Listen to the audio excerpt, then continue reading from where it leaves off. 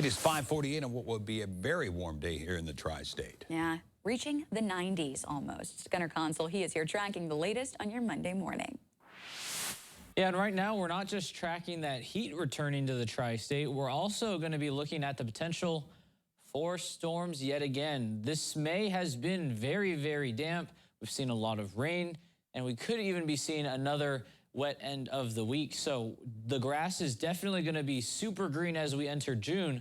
With all of this rain really kind of adding a lot of moisture to the soil, it may help us prevent and ward off any drought during the summer as we enter the drier months. June is drier than May. July is even drier than June. So we're going to be getting into the drier period of the season, and right now we're going to try to get as much rain as we can. Fortunately, no rain on tap today, just some sunshine, but we also are going to be noticing very humid and very warm conditions. Right now it's 65 in Evansville. We're still holding off into those 50s out towards Tell City, right at 59, but that won't last long. We are going to be wanting to close those windows to kind of cut off that air, so that way when we warm up today, you don't let that 90-degree heat in. So I've already spoiled the surprise. As we head towards the afternoon, we're going to be reaching those 90s. So right now, what does that mean? So this morning, we're not really needing a jacket whatsoever. We're able to head outside in just a light, just a tank top or a t-shirt. As we head towards the morning, if you have today off or you're trying to go for a game of golf or go for a run, things are going to be already in the 80s by 10 o'clock. So if you want to do things while it's cool, now would be the time to do it. Outdoor activity becomes a little bit more strenuous as we head towards the afternoon.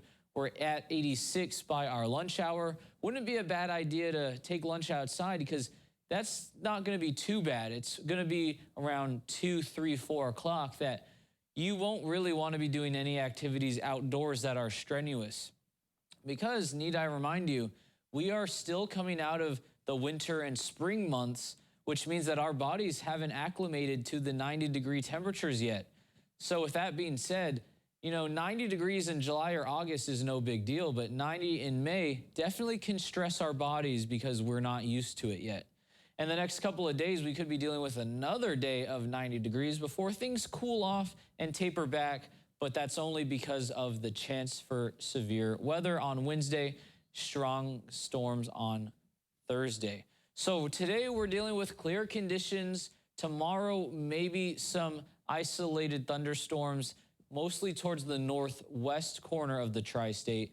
But then Wednesday, we're all in a slight risk for severe weather. So right now, it's looking like Wednesday, we'll be at a 2 out of 5 on the threat index. And how could those storms look in timeout?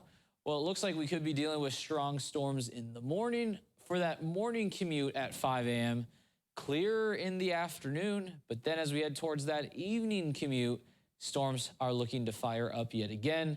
We have another risk for flash flooding again on Wednesday. Remember all that flooding we had last week and the week before? That could be another scenario where we have some slow-moving storms. Now, if we don't get enough rain on Wednesday, which we likely will, we'll be dealing with constant rain chances basically into next weekend.